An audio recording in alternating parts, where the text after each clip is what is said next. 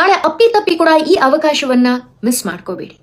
ನಿಮ್ಮೆಲ್ಲ ಕಷ್ಟಗಳಿಗೂ ಪರಿಹಾರ ಸಿಗಬಹುದಾದಂಥ ಅಪರೂಪವಾದಂತಹ ದಿನ ನಾಳೆ ಅಂತಂದ್ರೆ 26 ಮಾರ್ಚ್. ಚೈತ್ರ ನವರಾತ್ರಿಯ ಪರ್ವದಿನ, ಅಷ್ಟಮಿ ಅಪರೂಪದ ದಿನ.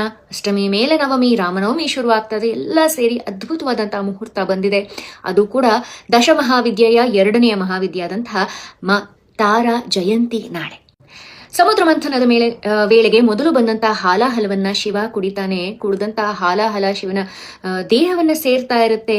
ಆ ಸಮಯದಲ್ಲಿ ಶಿವನಿಗೆ ಶುಶ್ರೂಷೆ ಮಾಡಲಿಕ್ಕೆ ಉದ್ಭವವಾಗುವಂತಹ ಅತ್ಯಂತ ಶಕ್ತಿಶಾಲಿ ಅವತಾರವೇ ತಾರಾದೇವಿಯ ಅವತಾರ.